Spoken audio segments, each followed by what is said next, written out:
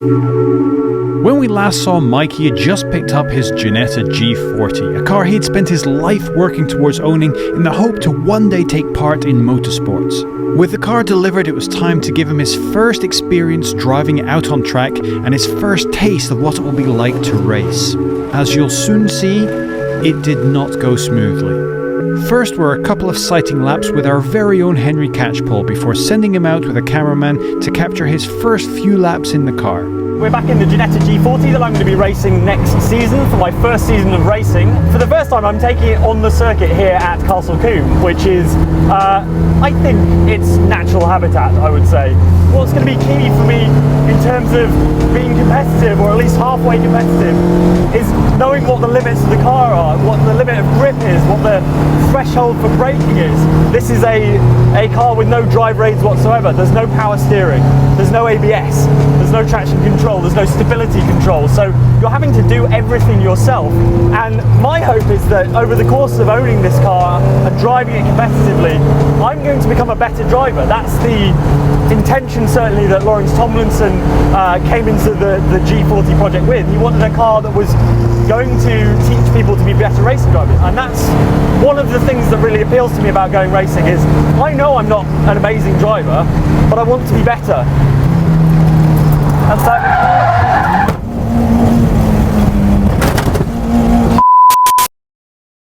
it's important to point out that no one was hurt. The ruggedly engineered Ginetta had been built with safety at the forefront, and both Mike and the producer Nick, who was in the car with him, walked away without as much as a scratch on them. So that could have gone better, I would say, probably. Coming over the crest here, which is probably the trickiest corner on the circuit, I don't think I quite had the balance set up. I'd maybe lifted a bit beforehand or something like that, and yeah, the back of the car rotated and we sort of went in backwards, bit of a glancing blow. It seems to be mainly bodywork damage. I don't think anything's deranged underneath there, but it is pretty much every panel on that side. I tore the rear wing off, I collected one of the studs from the tyre wall, that's good. The indicator's shattered.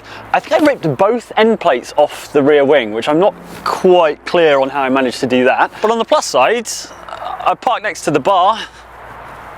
I think this is what they call a learning experience, and fortunately I had the V-Box running, which is the data logging and in-car camera type stuff, so I'm going to be able to dwell on this for many months to come, watching the kind of pound signs and the zeros line up as I go into the wall. It's something I do want to learn from. It's unfortunate, but you know, I like to think I can learn something and divine something from this and you know, move forward, assuming I can get all this fixed in time.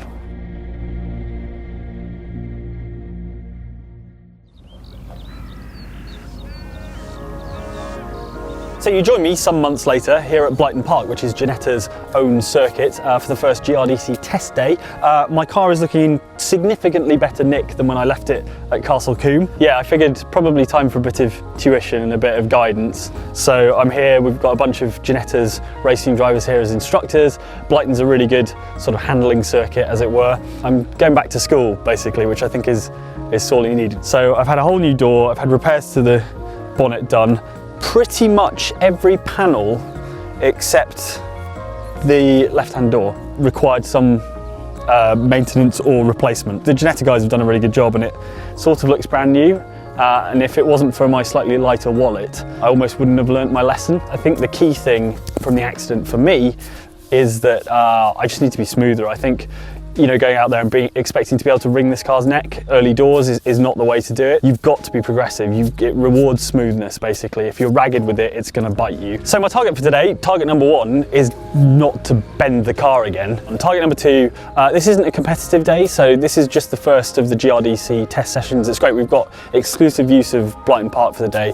I need to make the most of that track time, bit of sort of gentle building up, and if I've, you know, improved and my lap times have dropped by the end of the day, I think I'll be pretty happy. We're going to take a look at some data and stuff, which seems ludicrous given my lack of experience and stuff, but actually it's probably more useful for me than it is for someone like Lewis Hamilton, because there will be immediate obvious gains that will be visible on the V-Box data.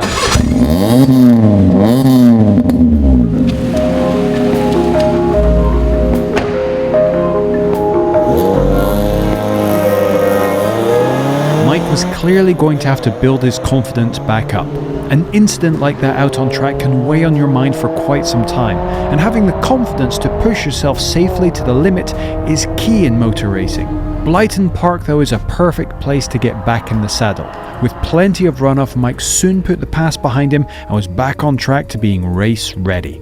So I've just been in and had a look at my data, and things are improving. I've gained 8 seconds on my last session when I went in to have a look at it, so that's a lot. So I'm definitely improving. I just need to now get out there for another drive and be consistent with those times and hopefully improve them. I definitely have some areas where I know I need to brake a bit later or carry a bit more speed through, but it's fascinating to see it on a sort of track map, and you can see the sort of telemetry and your minimum speed through corners, because it's a really good way of sort of crunching numbers and knowing exactly which bits of the circuit you can attack a bit more.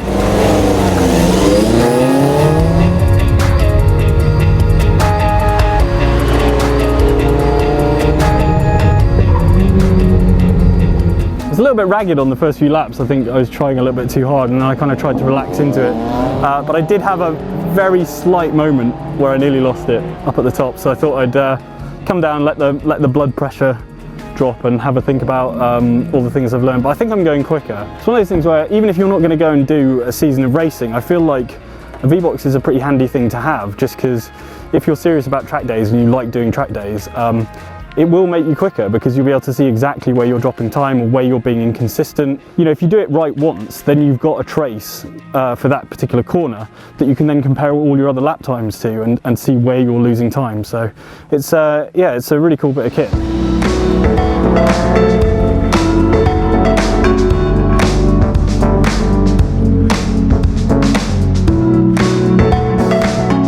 So Blyton's a really nice little handling course, perfectly suited for cars of this level of power. They feel sort of correctly sized for the circuit. I know they've run some prototypes around here in the past, and it must be a bit sketchy because it's quite a bumpy circuit. But yeah, these cars kind of take it in their stride, and it's a really good place to learn, you know, both low speed corners and some really high speed stuff as well, like surprisingly high speed considering the size of the circuit.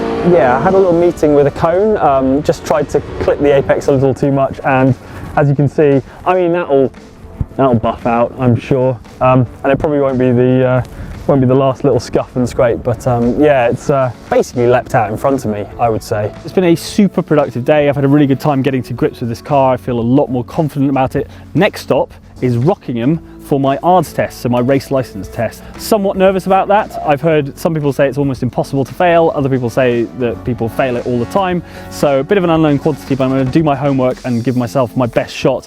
Right now, because this thing is still in one piece and road legal, I'm going to drive it back to London.